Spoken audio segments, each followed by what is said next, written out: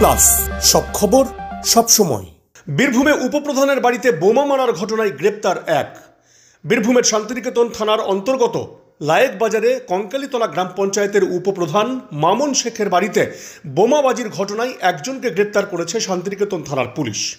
ধৃতের নাম অর্ঘ্য মল্লিক। তিনি নদিয়া জেলার বাসিন্দা।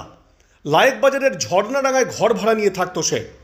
যদিও বাড়ির মালিক জানিয়েছেন সে নেশা করত, কিন্তু সে এরকম ঘটনার সঙ্গে যুক্ত থাকার মতো ছেলে নয়। ওকে দেখে মনে হবে না যে সে এ ধরনের ঘটনার সঙ্গে যুক্ত থাকতে পারে বলে দাবি করেন বাড়ির মালিক। বাড়ির মালিক জানিয়েছেন ছেলেটিকে প্রথমে পুলিশ আটক করেছিল, পরে তাকে জিজ্ঞাসাবাদ করে ছেড়েও দেয়, কিন্তু আবার তাকে তুলে নিয়ে যায় পুলিশ। তাকে ষড়যন্ত্র করে ফাঁসানো হয়েছে বলে জানিয়েছেন বাড়ির মালিক। আজ ধৃত অর্ঘ্য মল্লিককে বোলপুর আদালতে তোলা হবে। অর্ঘ্য মল্লিক ভাড়া থাকতো, উনি দিয়ে গতকাল রাতে ওনাকে সন্ধ্যাবেলা অ্যারেস্ট করেছে এখানকার যে উপপ্রধান, তার বাড়িতে বোম মারার অপরাধে। এই বিষয়ে কি জানেন বা কি বলবেন? মেন কথা, ওকে কালকে ধরে নিয়ে যাওয়া হয়নি, দুদিন আগে ধরে নিয়ে গিয়েছে। তার মানে ওকে ধরে নিয়ে যাওয়ার পরে পুলিশকে জানার চেষ্টা করলাম, একটা অনাথ ছেলে, সে নেশা করে, কিন্তু আদার্স অন্য কিছু নয়। আমার ঘরে ভাড়া আছে, আমি তাকে মানে যথেষ্টভাবে তার ডকুমেন্টস প্রমাণপত্র সবই আছে, কোনো খারাপ বা কোনো কিছু আমার চোখে পড়েনি।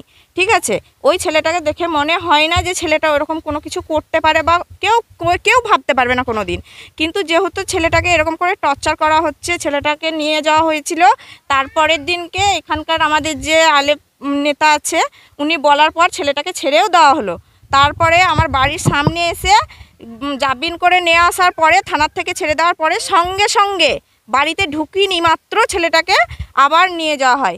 এরপর নিয়ে গিয়ে সেখানে এখন পরিস্থিতি, আজকে সারা রাত রেখে দেওয়ার পরে আমরা ওখানে থানাতে গেছিলাম, কেন ছাড়া হচ্ছে না ছেলেটাকে, একটা নিরীহ ছেলেটাকে কেন আটকে রেখেছেন আজ 3 দিন ধরে, কি জন্য?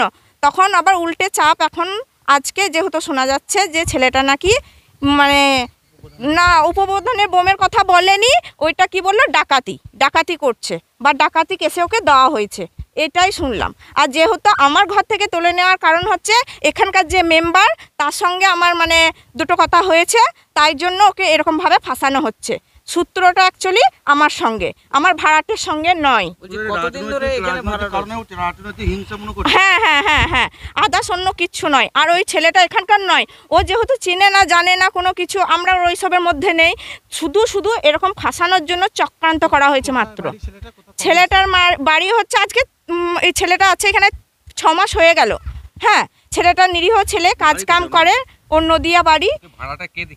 ওকে ভাড়াটা দেখে দিয়েছিল ওর একটা পিসি এসেছিল, পিসি দেখে দিয়েছিল। এরপর আমার জিম্মাতে রেখে গেছিলো যে ছেলেটা এখানে আছে, থাকবে। আছে ছেলেটা, ভালো ব্যবহার, কাজ কাম করে, ও নিজের মতো করে থাকে, কিন্তু একটা নেশা করে। ও কাজ বলতে রাজমিস্ত্রি, দিনমজুর কাজ, যেটা পেতো সেটাই করতো। মিথ্যা ফাঁসানো হলো, এটা চক্রান্ত। যেহেতু ছেড়ে দিল, কেন? ছেলেটার জন্য যদি অভিযোগ থাকতো তাহলে নিশ্চয়ই পুলিশ ছাড়তো না। জিজ্ঞাসাবাদ করে ছেলেটাকে যখন ছেড়ে দিল, তাহলে ছেড়ে দেওয়ার পরে আমি বাড়ি আসা মাত্র এই ছেলেটাকে নিয়ে বাড়িতে ঢোকাও হয়নি। ছেলেটা ভয়ে বলছিল আমি বাড়ি চলে যাবো, আমার এখানে কেন এরকম করছে, আমাকে নিয়ে, আমাকে একটা ষড়যন্ত্র, একটা বাইরের ছেলেকে নিয়ে এরকম এখানে ষড়যন্ত্র করা হচ্ছে। না, এটা না, কোনো কিচ্ছু নেই, এগুলো জাস্ট একটা চক্রান্ত ছাড়া অন্য কিচ্ছু নেই। এটা সাদামাটা ছেলে, ওই ছেলেটাকে দেখে বোঝাই যাবে না যে ওই রকম।